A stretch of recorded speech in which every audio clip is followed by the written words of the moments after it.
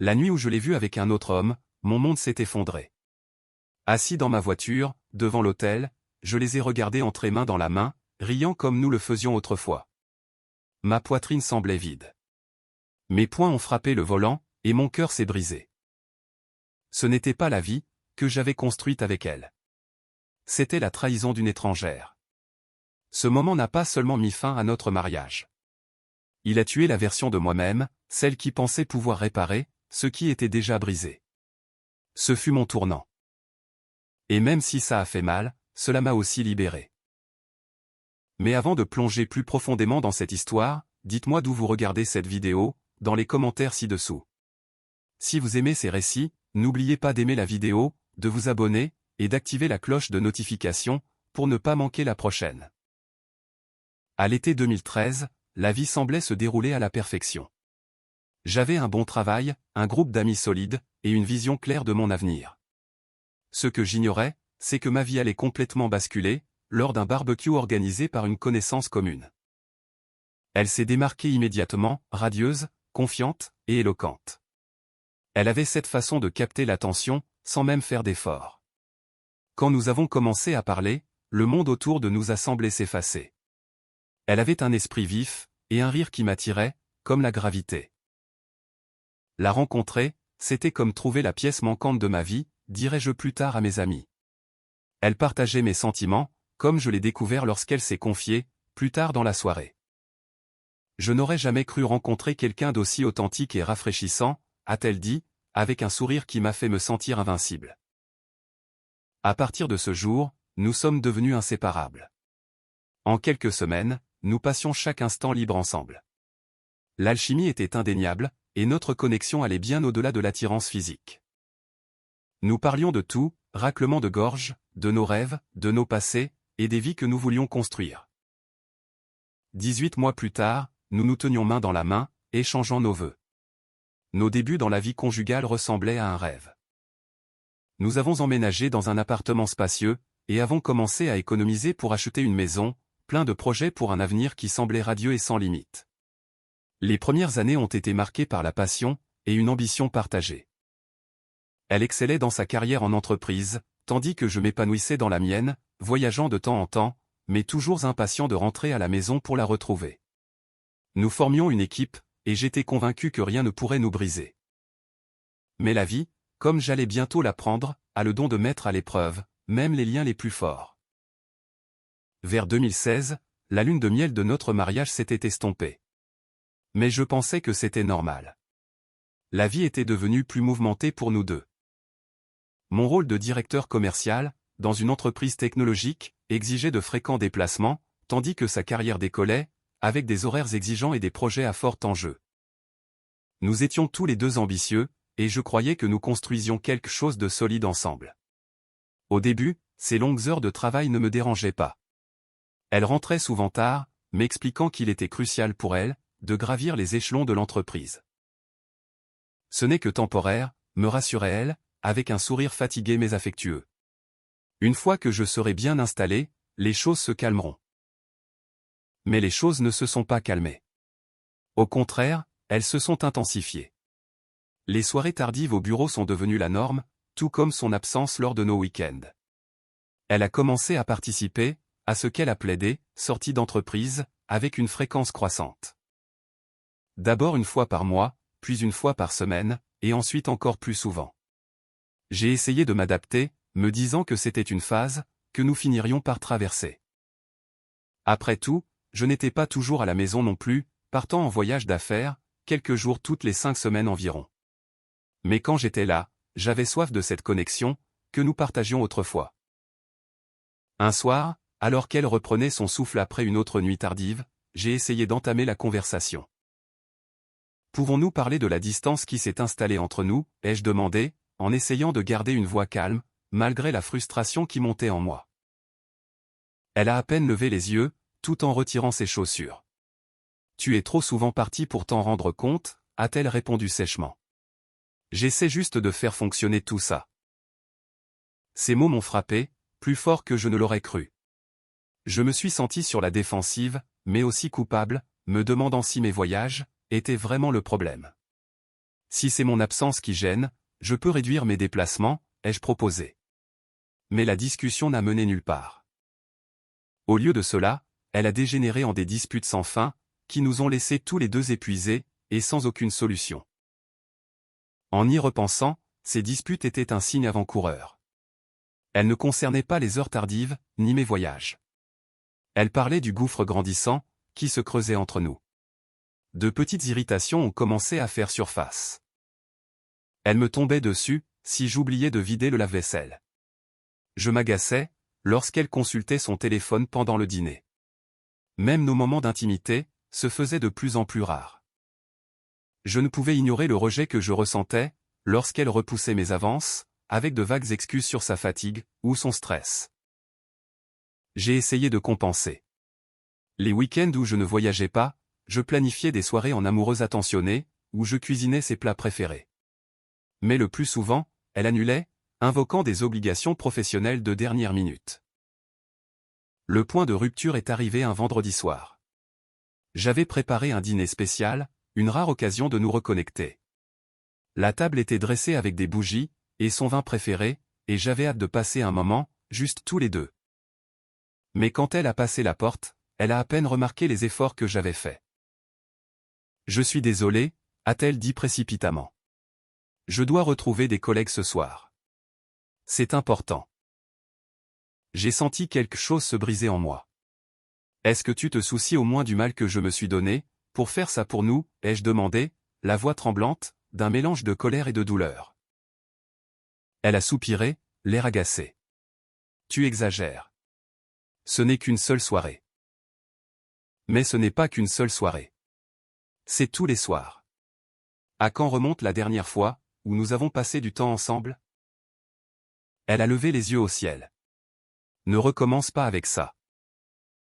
Son attitude dédaigneuse m'a piqué, bien plus que je ne saurais l'exprimer. J'ai laissé tomber la dispute, mais le mal était fait. Ce soir-là, en débarrassant le repas non touché, je n'arrivais pas à me défaire de l'idée que j'étais en train de la perdre. Et peut-être qu'elle avait déjà décidé que je ne valais plus la peine qu'elle s'accroche. Et lorsque l'année 2017 a pointé le bout de son nez, les fissures se sont élargies. Ces soirées tardives ont continué, tout comme nos disputes. Mais ce qui faisait le plus mal, ce n'étaient pas les conflits. C'était le silence. Les conversations autrefois si naturelles que nous partagions, étaient désormais remplacées par des échanges tendus, ou de longs moments de mutisme. Je me suis retrouvé à m'enfermer dans mes propres pensées, remettant tout en question. Étais-je déraisonnable? Étais-je en train d'échouer, dans mon rôle de mari? Ou y avait-il, derrière son comportement, quelque chose de plus, que je ne parvenais pas à voir? J'ai commencé à remarquer des détails, qui clochaient. Un parfum que je ne reconnaissais pas, persistant sur ses vêtements. Sa tendance grandissante à se mettre sur la défensive, chaque fois que je l'interrogeais sur ses sorties de bureau. Sa façon de toujours garder son téléphone près d'elle, même au beau milieu de la nuit. Mon instinct me disait que quelque chose n'allait pas. Mais j'ai repoussé cette pensée. Elle est juste stressée, me disais-je. Tu te fais trop d'idées. Mais au fond de moi, je ne pouvais ignorer le malaise, qui grandissait à l'intérieur. Notre mariage, autrefois si plein de passion et de rêves partagés, ressemblait maintenant à un château de cartes, sur le point de s'effondrer. Et peu importe les efforts que je faisais pour maintenir le tout, je ne pouvais me défaire du sentiment que ce n'était qu'une question de temps, avant que tout ne s'écroule. C'était par une froide soirée de février, en 2018, que tout ce que je croyais savoir de ma vie a volé en éclats. Cette nuit-là a commencé comme tant d'autres. Ma femme a franchi la porte en coup de vent, son sac de travail sur l'épaule, et l'épuisement gravé sur le visage. Comme d'habitude, elle a marmonné quelque chose à propos d'une réunion tardive, s'arrêtant à peine pour me saluer, avant de se retirer dans la chambre, pour rattraper ses emails. Je voulais la croire. Je voulais lui faire confiance, mais quelque chose dans son détachement me rongeait depuis des mois. Ce malaise s'est transformé en une véritable suspicion le lendemain, lorsque je lui ai proposé mon aide, pour décharger les courses de sa voiture. En attrapant un sac sur le siège arrière, quelque chose a attiré mon attention. Un éclair rose, sous le siège passager. Je me suis penché, et je l'ai retiré. Un soutien-gorge. Son soutien-gorge. Je savais que c'était le sien, car elle privilégiait une marque en particulier, mais ça n'avait aucun sens. Pourquoi était-il dans sa voiture, caché sous le siège? Mon estomac s'est noué, alors qu'une vague de nausée m'envahissait.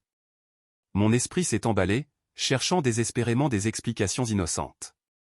Peut-être qu'il est tombé de son sac de sport, ai-je pensé. Mais au fond de moi, je savais que c'était faux.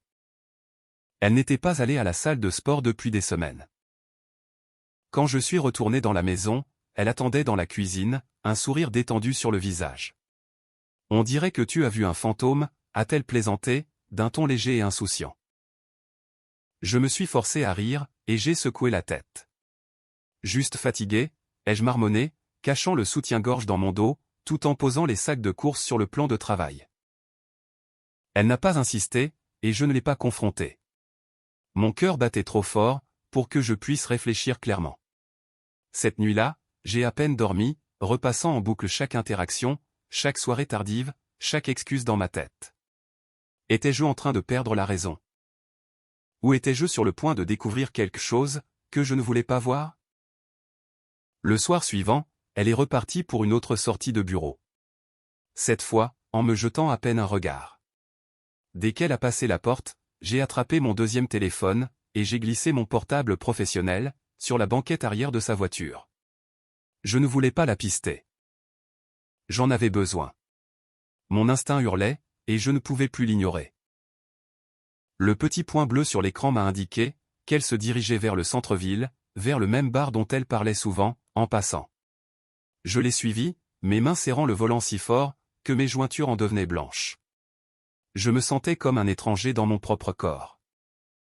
Un homme que je ne reconnaissais plus, désespéré de connaître la vérité, peu importe à quel point cela ferait mal. Je me suis garé de l'autre côté de la rue, face au bar, mes yeux scrutant chaque visage qui franchissait ses portes. Près d'une heure plus tard, je l'ai vue. Elle est sortie en riant, avec un homme que je n'avais jamais vu auparavant. Il était grand, habillé de manière impeccable, et respirait la confiance. Il a posé sa main dans le creux de son dos, la guidant vers sa voiture. Mon cœur a sombré dans mon estomac, alors que je le regardais l'attirer contre lui, et l'embrasser. Ce n'est pas possible. Pas elle, pas nous, ai-je murmuré pour moi-même, la voix tremblante. J'avais envie de crier, de jaillir de ma voiture pour les confronter, mais j'étais pétrifié, engourdi. Les regarder monter dans sa voiture, et s'éloigner, m'a fait l'effet d'une expérience extracorporelle. Je les ai suivis, à peine capable de contenir mes émotions. 10 minutes plus tard, ils se sont garés sur le parking d'un hôtel. Ils sont sortis en se tenant la main, et sont entrés à l'intérieur, comme s'ils avaient déjà fait cela, 1 millier de fois. C'est à cet instant précis, assis seul dans ma voiture, le moteur en marche, que tout s'est brisé à l'intérieur de moi. J'ai frappé mes poings contre le volant, les larmes coulant sur mon visage. La trahison était suffocante. La personne que j'aimais, celle que je pensais connaître mieux que quiconque, était devenue une étrangère. Je ne pouvais pas rester là. La vue de leur silhouette, disparaissant dans l'hôtel, était plus que je ne pouvais supporter. J'ai conduit sans but, mon esprit repassant chaque instant de notre mariage, à la recherche de signes que j'aurais pu manquer. Étaient-ce les nuits tardives, les baisers expéditifs, la distance grandissante dans son regard? Je voulais m'en vouloir, mais une partie plus profonde de moi savait que ce n'était pas ma faute. J'ai fini par atterrir, dans un bistrot calme à la périphérie de la ville. La serveuse, une femme gentille au sourire chaleureux, m'a demandé si j'allais bien. « Vous avez l'air de quelqu'un, à qui on a coupé l'herbe sous le pied », a-t-elle dit. « On peut dire ça », ai-je répondu, esquissant un sourire amer, en commandant un verre. Un homme au comptoir a entamé la conversation, et avant même de m'en rendre compte, je lui déballais tout. Il a écouté sans jugement, hochant la tête, alors que je parlais de la trahison, et de ma confusion sur la marche à suivre. « Tu as deux choix maintenant », m'a-t-il dit, la voix posée. « Tu peux laisser ça te détruire, ou tu peux laisser ça te libérer. C'est à toi de voir. » Ces mots m'ont frappé, comme une bouée de sauvetage. Je n'avais pas toutes les réponses, mais je savais que je ne pouvais pas rester dans ces limbes. Je devais la confronter, même si cela devait me déchirer. Quand je suis rentré à la maison, elle était déjà au lit. Le lendemain matin, je lui ai demandé directement « Est-ce que tu as une liaison ?» Elle s'est figée un instant, avant de ricaner. « Tu es ridicule. Il ne se passe absolument rien. » Son déni fut un coup de couteau en plein cœur. Je voulais hurler, exiger la vérité, mais je ne l'ai pas fait. Au lieu de cela, j'ai hoché la tête, et je lui ai laissé croire que j'étais convaincu. À l'intérieur, cependant, j'en avais terminé. J'en avais assez vu, et je savais qu'il n'y avait pas de retour en arrière possible. Dans les jours qui ont suivi ma découverte, mes émotions ont oscillé, entre la fureur, le désespoir, et un profond sentiment d'incompréhension. Je ne l'ai pas confronté de nouveau, pas directement. Ces manipulations mentales, et ces dénis lors de cette première confrontation, résonnaient dans mon esprit, vifs et grinçants. Elle agissait comme si mes soupçons étaient une insulte à son intégrité, comme si le fait de lui poser la question l'avait offensé. Pourtant, chaque fois qu'elle partait pour l'une de ses prétendues sorties de travail, ma poitrine se serrait. Je connaissais la vérité, mais je ne pouvais supporter de l'entendre le nier à nouveau. La nuit, je m'allongeais sur le canapé à fixer le plafond, repassant en boucle l'image de son entrée dans cet hôtel. Mon esprit essayait de comprendre comment nous étions passés, du partage de nos rêves, à cette vie de faux-semblants. Une partie de moi voulait la confronter à nouveau, exiger son honnêteté, mais je n'en étais pas capable. Son refus d'admettre la vérité n'était pas seulement frustrant, il était humiliant. Je me sentais comme un fantôme dans mon propre mariage, et plus jamais vraiment seul. Un soir, après un autre dîner glacial pris la plupart du temps en silence, je suis retourné au bistrot où j'avais rencontré Ri. Il était là de nouveau, assis à sa place habituelle. Il y avait quelque chose d'apaisant chez lui, son attitude calme, sa façon de parler franche et directe. Je me suis confié à lui, déversant le poids de mes soupçons, et la douleur de sa trahison. Il m'a écouté attentivement, prenant une longue gorgée de sa bière avant de parler. « Tu ne lui dois plus rien », a-t-il dit fermement, la voix basse mais résolue. Elle a fait son choix. Maintenant, fais le tien. Ces mots sont restés suspendus en l'air. J'avais été tellement consumé par ma propre douleur, que je n'avais pas pensé à mes choix. Je me sentais pris au piège, comme si je n'avais aucun contrôle sur ce qui m'arrivait. Mais les paroles de Ri étaient un rappel. Je n'étais pas obligé de rester. Je n'étais pas obligé de subir ça. Je veux juste la paix, ai-je dit, la voix brisée. La paix, loin de tout ça. Ri a hoché la tête. Alors, prends-la. Écoute, j'ai un petit chalet sur mon terrain. Ce n'est pas luxueux, mais c'est habitable. Il est à toi, si tu as besoin d'un endroit pour te vider la tête. L'idée de partir, de recommencer à zéro dans un endroit calme, et détaché de la douleur, m'a semblé impossible au début. Mais cette nuit-là, en fixant l'espace vide à côté de moi sur le canapé, cela a commencé à m'apparaître comme ma seule option. Je ne pouvais pas réparer ce qui était cassé, pas tout seul, et elle n'était clairement pas prête à faire la moitié du chemin. J'ai réalisé que je ne restais pas par amour. Je restais par peur. La peur de ce que signifierait une rupture, alors même que rester me tuait à petit feu. J'ai commencé à faire des plans en secret. Pendant qu'elle était au travail, j'ai commencé à emballer mes affaires, juste l'essentiel, rien qui puisse éveiller les soupçons. J'ai déplacé mes cartons, petit à petit, dans le chalet que Ri m'avait proposé. C'était un espace modeste, mais qui ressemblait à un sanctuaire. Les montagnes l'entouraient, offrant un silence qui était à la fois étranger et réconfortant. Je me surprenais à m'asseoir dehors pendant des heures, à respirer l'air pur, et à laisser mon esprit vagabonder. Un après-midi, alors que je déballais un carton de livres dans le chalet, Ri est passé. Il s'est appuyé contre le cadre de la porte, m'observant un moment avant de prendre la parole. « Tu as déjà l'air plus léger », a-t-il dit avec un petit sourire. « Comme si tu respirais enfin à nouveau. » Un peu, oui, lui ai-je souri en retour. Ce n'est pas facile, mais oui, j'ai l'impression de commencer à revivre. Bien, a-t-il dit. Ne la laisse plus t'entraîner vers le fond. Tu mérites mieux, mon vieux. N'oublie jamais ça. Ces mots sont restés gravés en moi. Pour la première fois depuis des semaines, j'ai ressenti une lueur d'espoir. Pas pour mon mariage, mais pour moi-même. Peut-être que je pourrais me reconstruire. Peut-être que je pourrais trouver la paix, après tout. De retour à l'appartement, son comportement a légèrement changé. Elle semblait sentir mon retrait, adoucissant son ton, et essayant parfois de m'engager dans de petites conversations, mais je n'étais pas dupe. Elle n'essayait pas de réparer notre mariage. Elle essayait de maintenir le statu quo. Elle partait toujours pour ses sorties de bureau. Elle repoussait toujours mes tentatives de rapprochement. Un soir, alors qu'elle s'apprêtait à repartir, elle m'a demandé avec désinvolture « Où vas-tu » lorsqu'elle m'a vu prendre ma veste. « Je rejoins des amis », ai-je dit, d'une voix neutre. Elle a hésité, clairement prise au dépourvu. « Tu ne m'en as jamais parlé. » « Qui est-ce » J'ai haussé les épaules, retournant ses propres mots contre elle. « Tu ne les connais pas, et leur discussion de boulot ne te plairait pas. » Sa mâchoire s'est crispée, mais elle n'a pas insisté. C'est à ce moment-là que j'ai su que j'avais déjà un pied dehors, sur le plan émotionnel. Il ne me restait plus qu'à rendre les choses officielles. Au cours de la semaine suivante, j'ai finalisé mon déménagement. Le jour où elle est partie pour un voyage d'affaires, j'ai emballé mes dernières affaires. Avant de partir, j'ai écrit un petit mot que j'ai déposé sur la table de la cuisine, à côté de mon alliance, j'espère que ça en valait la peine. En franchissant la porte, je ne me sentais ni triomphant, ni en colère, juste libre. Le poids que je portais depuis des mois semblait s'alléger à chaque pas que je faisais vers ma voiture. La décision de partir n'avait pas été facile, mais c'était le seul choix logique. Ce soir-là, alors que j'étais assis dans mon petit chalet, entouré par le silence et l'étreinte réconfortante des montagnes, j'ai ressenti quelque chose que je n'avais pas ressenti depuis longtemps. La paix.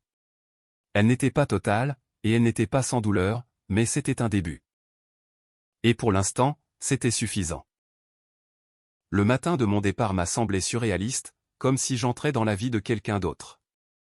Je me suis réveillé tôt, l'appartement baigné dans la douce lumière grise de l'aube. L'air était lourd d'immobilité, presque dans l'attente, comme si l'univers savait que c'était la fin d'un chapitre, et le début d'un autre. J'ai bougé en silence, chargeant mes dernières affaires dans la voiture. Mon cœur était lourd, mais mes pas étaient décidés. Chaque mouvement portait en lui un caractère définitif que je ne pouvais ignorer. Sur la table de la cuisine, j'ai déposé mon alliance, et le mot que j'avais écrit la veille. Les mots étaient simples, presque froids, j'espère que ça en valait la peine. Il n'y avait aucune colère dans le message, juste le reflet creux de tout ce qui avait été perdu. Je suis resté là un moment, à fixer la bague.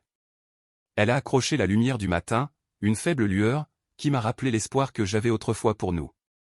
Mais cet espoir avait disparu, remplacé par une détermination silencieuse à aller de l'avant. En fermant la porte derrière moi pour la dernière fois, une vague d'émotions mitigées m'a envahi. J'ai ressenti du chagrin pour la vie que nous avions construite, et pour les rêves que nous avions partagés, qui ne verraient jamais le jour. Mais à côté de la peine, il y avait un sentiment de libération, comme si je sortais enfin d'une ombre, qui planait sur moi depuis bien trop longtemps. Le trajet en voiture vers mon nouveau refuge fut calme, et propice à la réflexion. Plus je m'éloignais de la ville, plus je sentais un poids s'envoler de ma poitrine. Les bâtiments se sont clairsemés, remplacés par de vastes champs, et des routes sinueuses. Bientôt, les montagnes sont apparues, leurs pics escarpés découpant le ciel, comme des promesses de paix. L'air a semblé changer, lui aussi, devenant plus frais, plus pur, comme s'il me nettoyait de tout ce que je laissais derrière moi. À mon arrivée, le petit chalet m'attendait, niché au milieu des arbres. Ce n'était pas grand-chose, juste un espace modeste d'environ 8 mètres de long, avec une petite terrasse que Rim m'avait aidé à construire, mais c'était un véritable sanctuaire. Les montagnes se dressaient, protectrices, au loin, leur silence agissant comme un baume sur mes nerfs à vif. J'ai porté mes cartons à l'intérieur, un par un, ressentant un étrange mélange d'épuisement et de soulagement. L'intérieur sentait légèrement le pain et la peinture fraîche, un rappel des heures que j'avais passées à le préparer pour ce moment. J'ai posé mes affaires, puis je suis sorti pour admirer la vue. Le soleil commençait à se lever, projetant une lumière dorée sur les collines, et peignant le paysage de teintes orange et roses. Pour la première fois depuis une éternité, j'ai pris une grande inspiration, et j'ai expiré complètement. L'air a rempli mes poumons, vif et frais, portant l'odeur de la terre, et des fleurs sauvages. Le contraste était saisissant avec l'air vicié, et étouffant de l'appartement que j'avais quitté. Elle a perdu tout ce que nous avions, ai-je murmuré pour moi-même, ma voix brisant le silence. Moi, je recommence à zéro. Les jours qui ont suivi ont été un mélange de réflexions silencieuses et d'adaptation. Vivre ici m'a forcé à simplifier ma vie. L'espace était petit, mais chaque chose y était à sa place. Chaque objet que j'avais apporté avait une utilité. Sans les distractions de la vie urbaine, ou le chaos de mon mariage, je me suis retrouvé à renouer avec des choses auxquelles je n'avais pas prêté attention depuis des années. Les matins sont devenus un rituel. Je me réveillais tôt, préparais une tasse de café, et sortais sur la terrasse, pour regarder le soleil se lever sur les montagnes. La lumière se répandait sur les sommets, illuminant les arbres, et projetant de longues ombres sur le sol. Les oiseaux pépiaient au loin, leurs chants se mêlant au bruissement des feuilles, dans le vent. C'était paisible, d'une manière qui semblait presque sacrée. Le soir, je m'asseyais près d'un petit brasero, que Ri m'avait aidé à installer, fixant les flammes, alors qu'elles vacillaient et dansaient. Ces moments de calme m'ont donné le temps de réfléchir à tout ce que j'avais traversé. Je pensais à l'amour que j'avais partagé avec elle, à la trahison, et au vide qui avait suivi. Mais dans ces moments de solitude, j'ai aussi commencé à ressentir autre chose. De la gratitude. De la gratitude pour la lucidité que j'avais trouvée, et pour la chance de prendre un nouveau départ. Ri prenait de mes nouvelles de temps en temps, m'offrant des conseils, ou s'asseyant simplement avec moi sur la terrasse, sirotant une bière, pendant que nous regardions le soleil disparaître sous l'horizon. « Tu t'en sors bien, ici » a-t-il dit un soir, d'une voix posée. « Ce n'est pas facile, mais tu gères la situation. » J'ai hoché la tête, regardant la lumière déclinante. « C'est encore dur, ai-je admis. Mais ça me semble être la bonne voie. »« C'est tout ce qui compte, » a-t-il répondu. « Tu as une seconde chance, maintenant. Ne la gâche pas. » Ces mots sont restés en moi. La douleur de la quitter, de tout laisser derrière moi, était toujours présente, mais elle ne me consumait plus. À la place, cela ressemblait à une cicatrice, quelque chose qui ferait toujours partie de moi, mais qui ne définissait plus qui j'étais. À la fin du mois de juin, j'avais pris ma routine. Je passais mes journées à faire des randonnées sur les sentiers voisins, à travailler à distance, et à reconstruire lentement mon estime de moi. Les montagnes sont devenues mon refuge, leur calme étant un rappel constant, que la vie continue, peu importe à quel point on se sent brisé. Et alors que je me tenais là, entouré de leurs forces tranquilles, j'ai réalisé quelque chose. Je ne faisais pas que fuir mon passé. Je courais vers un avenir que je n'avais pas encore imaginé. Les premières semaines en montagne ont été calmes, presque trop calmes. Au début, le silence me semblait étranger, voire déstabilisant. Sans le bourdonnement constant de la ville, ou le chaos émotionnel de mon ancienne vie, je me retrouvais seul, face à mes propres pensées. Mais à mesure que les jours devenaient des semaines, j'ai commencé à remarquer quelque chose de remarquable. Le silence n'était pas vide. Il était plein. Plein de chants d'oiseaux, de bruissements de feuilles, et du murmure lointain d'un ruisseau voisin. C'était comme si la montagne me parlait, me disant de ralentir et d'écouter. Je me suis plongé dans la construction d'une routine. Les matins commençaient par de longues courses en forêt. L'air frais m'invigorait, alors que je repoussais mes limites, un peu plus chaque jour. Les sentiers serpentaient, révélant des prairies cachées, des ruisseaux scintillants, et des vues à couper le souffle, sur la vallée en contrebas. La course à pied est devenue ma thérapie, une façon d'évacuer la douleur persistante de mon passé, tout en me reconnectant à mon corps et à mon esprit. Ce n'était pas seulement une question de forme physique. Il s'agissait de reprendre le contrôle de ma propre vie. Un après-midi, sur un sentier particulièrement escarpé, j'ai remarqué quelqu'un devant moi, qui luttait avec un pneu crevé sur son VTT. Je me suis approché au petit trot, et j'ai vu une jeune femme accroupie, près du vélo, l'air frustré. « Besoin d'un coup de main ?» ai-je demandé, en reprenant mon souffle. Elle a levé les yeux, le visage illuminé par le soulagement. « Je ne dirai pas non. Cet engin me donne du fil à retordre, depuis ce matin. » Je me suis accroupi à côté d'elle, l'aidant à réparer la roue, tout en discutant. Elle s'appelait Emma, et avait récemment déménagé dans la région, attirée par cette même promesse de solitude et de découverte de soi, qui m'avait amené ici. Elle était plus jeune que moi de quelques années, avec un esprit vif, et un rire facile, qui faisait l'effet d'une bouffée d'air frais. Au moment où le pneu était réparé, nous rions déjà, comme de vieux amis. Tu m'as sauvé la vie, a-t-elle dit, en se levant et en époussetant la terre de ses mains. Comment tu t'appelles? Paul, ai-je répondu en souriant. Et toi? Emma, a-t-elle dit.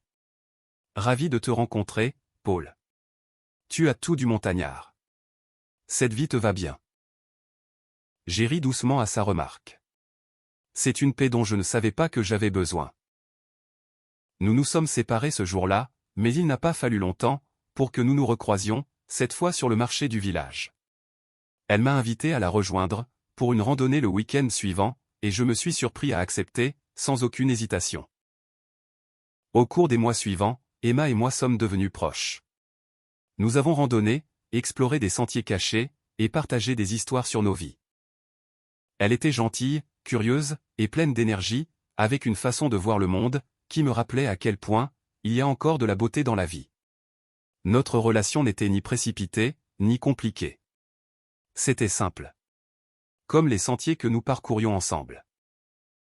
Elle m'a posé des questions sur mon passé un jour, d'un ton prudent mais curieux. Je lui ai parlé de la trahison, de la douleur, et de ma décision de tout laisser derrière moi. Elle m'a écouté sans m'interrompre, les yeux remplis d'empathie. Ça a dû être tellement dur, a-t-elle dit doucement. Mais tu es ici maintenant, et on dirait que tu as fait un sacré bout de chemin. J'ai hoché la tête, sentant un poids s'envoler, en partageant mon histoire. C'est vrai. Et le fait d'être ici, m'a aidé à voir les choses, beaucoup plus clairement. Je ne regrette pas d'être parti. C'est la meilleure décision que j'ai jamais prise. Elle a souri. Ça se voit. Tu as l'air plus léger, comme si tu t'étais enfin retrouvé. Ces mots m'ont marqué. Elle avait raison. Je me sentais plus léger. Vivre à la montagne avait éliminé le bruit, et les distractions, me forçant à me confronter à moi-même. Et en faisant cela, j'avais redécouvert des parties de moi que je croyais perdues, mon amour pour la nature, ma curiosité, et ma capacité à trouver de la joie, dans les choses simples. Des amitiés ont également commencé à naître. Rima présentait à son cercle d'amis, un groupe de locaux très soudés, qui m'a accueilli comme l'un des leurs. Nous passions des soirées autour de feux de camp, à échanger des histoires, et à rire sous les étoiles. La famille de Rime m'invitait à dîner, où ses enfants me tiraient par la manche, pour me poser des questions sur mes courses, et mes aventures en montagne. Un soir, alors que nous étions assis près du feu, Ri s'est tourné vers moi, le visage éclairé par les flammes dansantes. « Tu as fait du chemin, Paul, a-t-il dit. Je le vois dans ta façon de te tenir, aujourd'hui. Tu as retrouvé cette étincelle. » J'ai souri, regardant la silhouette sombre des montagnes. C'est grâce aux montagnes, ai-je dit. Elles ont le don de vous guérir. Nan, a-t-il répondu avec un sourire en coin. C'est toi. La montagne t'a juste donné l'espace nécessaire, pour comprendre les choses. Et à la fin de l'année 2019, ma vie s'était transformée, d'une manière que je n'aurais jamais pu imaginer. La douleur de mon passé ne me définissait plus. Elle était devenue une partie de mon histoire, un chapitre que j'avais dépassé. Emma et moi ne précipitions rien, mais notre connexion était indéniable. Elle plaisantait souvent sur mon mode de vie d'homme des bois, et je riais, parce que c'était vrai. J'avais adopté une façon de vivre plus simple, une vie qui m'apportait paix et épanouissement. Je pensais encore à mon ex-femme de temps en temps, non pas avec colère, mais avec une acceptation sereine. Sa trahison avait été dévastatrice, mais elle m'avait aussi libéré. Elle m'avait poussé à trouver une nouvelle voie, un chemin qui m'a mené vers les montagnes, vers de nouvelles amitiés, et vers moi-même. Alors que je me tenais sur une crête par un matin d'hiver glacial, regardant le lever du soleil peindre le ciel de teintes d'or et de pourpre, j'ai ressenti un immense sentiment de gratitude. La vie n'était pas parfaite, mais c'était la mienne. Et pour la première fois depuis des années, je me sentais entier. Le café du village était l'un de mes endroits préférés. Un lieu tranquille où je pouvais travailler, savourer un café noir, et regarder la vie suivre son cours. Ce matin-là, le soleil inondait la pièce, à travers les grandes vitrines, projetant de longues traînées dorées, sur le parquet en bois. C'était le genre de scène paisible qui était devenue ma nouvelle normalité, un contraste saisissant, avec le chaos de mon passé. Mais cette paix était sur le point d'être perturbée. Je venais de terminer de taper un email, lorsque j'ai entendu quelqu'un m'appeler par mon prénom. Paul. Cette voix était reconnaissable entre mille, même si je ne l'avais pas entendue depuis plus d'un an. Je me suis retourné, et elle était là, mon ex-femme.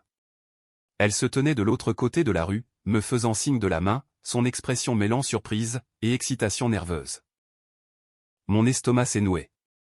Une partie de moi voulait faire semblant de ne pas l'avoir vue, m'éclipser par la porte de derrière, et éviter cette confrontation. Mais quelque chose m'a cloué sur place. Elle a traversé la rue rapidement, ses talons claquant sur le trottoir, et s'est arrêtée à quelques pas de moi. Ses cheveux étaient attachés en arrière, de cette façon que j'aimais tant autrefois, et elle portait un parfum familier, qui a réveillé des souvenirs, que j'avais tant travaillé à enfouir. Paul, a-t-elle répété, la voix plus douce maintenant. Je te cherchais. Je suis resté là, mon café refroidissant dans ma main, sans trop savoir quoi dire. Finalement, j'ai fait un geste vers un banc vide, à l'extérieur du café. Discutons, ai-je dit simplement. Alors que nous nous asseyions, elle a commencé à parler presque immédiatement, ses mots se bousculant les uns les autres. Je suis tellement désolé pour tout, a-t-elle dit, les yeux brillants de larmes retenues. Je sais que je t'ai blessé. J'ai fait tellement d'erreurs, et je les ai regrettées, chaque jour depuis ton départ. Sa voix s'est brisée, et elle a fait une pause, pour retrouver son calme. Je suis resté silencieux, la laissant continuer. Après ton départ, tout s'est effondré. Mon travail, ma relation avec lui. Tout est tombé à l'eau. J'ai tout perdu, Paul. Et j'ai réalisé à quel point j'avais tout gâché, à quel point je t'avais fait du mal. J'ai essayé de te retrouver parce que je veux arranger les choses. Elle m'a regardé alors, le regard suppliant. S'il te plaît, Paul, est-ce qu'on peut recommencer? Est-ce qu'on peut réessayer? Pendant un instant, je n'ai pas pu parler. Ces mots flottaient dans l'air, lourds d'émotion. L'homme que j'étais il y a un an, se serait peut-être effondré sous le poids de ses excuses, désespéré de sauver ce que nous avions eu. Mais je n'étais plus cet homme. J'ai pris une profonde inspiration, l'air de la montagne qui tapissait encore mes poumons, m'ancrant dans la réalité. Tu ne peux pas défaire le mal qui a été fait, ai-je dit, la voix posée. C'est ici que ça s'arrête. Elle a tressailli, comme si je l'avais frappée, les larmes débordant. Paul, je t'en prie. Je sais que je ne le mérite pas, mais je t'aime. Je n'ai jamais cessé de t'aimer. J'ai secoué la tête, sentant un étrange sentiment de calme m'envahir. Si tu m'aimais, tu n'aurais pas fait ce que tu as fait. Tu ne m'aurais pas menti en plein visage, soir après soir, pendant que tu trahissais tout ce que nous avions construit ensemble. Ses sanglots sont devenus plus forts, attirant l'attention de quelques passants. J'ai adouci mon ton, non par pitié, mais par caractère définitif. Je ne te déteste pas. J'ai dépassé ce stade. Mais je ne peux pas faire machine arrière.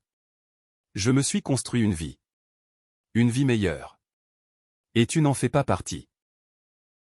Elle a tendu le bras, sa main effleurant la mienne.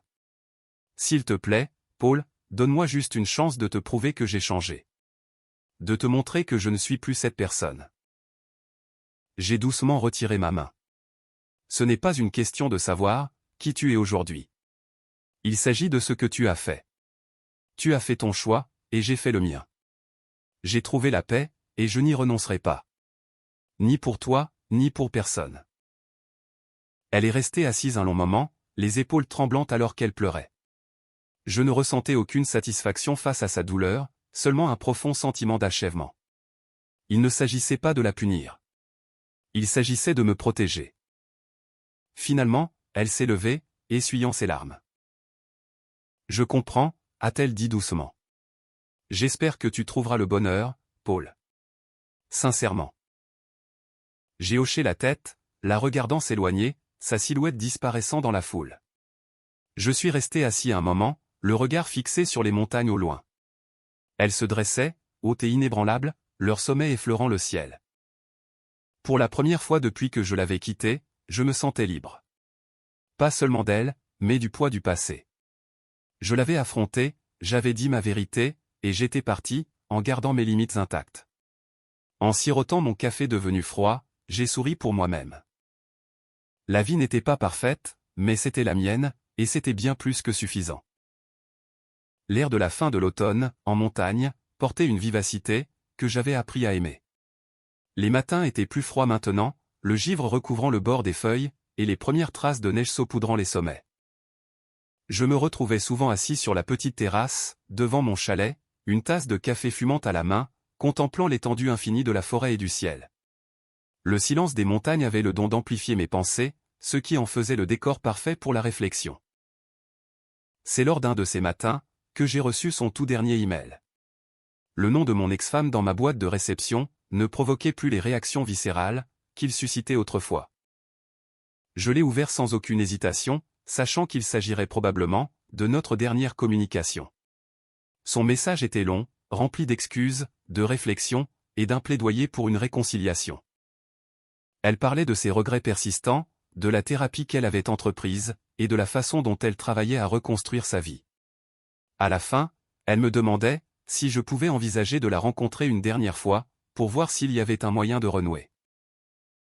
J'ai lu l'email 2 fois, non par indécision, mais pour honorer ses mots. Puis, j'ai rédigé ma réponse. Elle était courte, polie, et définitive. Merci pour ton honnêteté. Je suis heureux d'apprendre que tu trouves de la clarté et que tu guéris. Mais, j'ai tourné la page. Je te souhaite le meilleur, cependant, il n'y a plus de place pour nous, dans nos avenirs respectifs. Après avoir cliqué sur Renvoyer, je n'ai ressenti aucun pincement de regret, aucun doute persistant. Juste de la paix. Plus tard dans la journée, j'ai gravi un sentier qui était devenu mon préféré. Il serpentait à travers des conifères denses, grimpant régulièrement, jusqu'à s'ouvrir sur une crête, offrant une vue panoramique sur la vallée en contrebas. Debout là, le vent frais effleurant mon visage, j'ai pensé au chemin parcouru. L'homme, qui avait quitté la ville en ruine il y a un an, me semblait être un lointain souvenir. À sa place, se trouvait quelqu'un de plus fort, de plus ancré, et infiniment plus en paix. J'avais appris de nombreuses leçons en cours de route.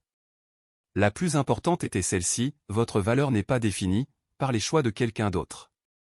La trahison fait mal, mais elle n'a pas à vous détruire. Elle peut être le catalyseur de quelque chose de bien meilleur. Une vie où vous donnez la priorité à votre propre bonheur et à votre propre développement. Alors que le soleil descendait dans le ciel, baignant les montagnes de teintes dorées et pourpres, j'ai parlé à voix haute, comme si je m'adressais à un public invisible. Chercher à se venger de ceux qui nous ont blessés n'apporte qu'une satisfaction éphémère. C'est comme une flamme qui brûle intensément, avant de se transformer en cendre d'amertume. La vraie liberté consiste à lâcher prise, à refuser de s'accrocher au passé. Et à aller de l'avant avec audace. Ceux qui trahissent les autres finiront un jour par faire face aux conséquences de leurs choix, car le karma n'épargne personne.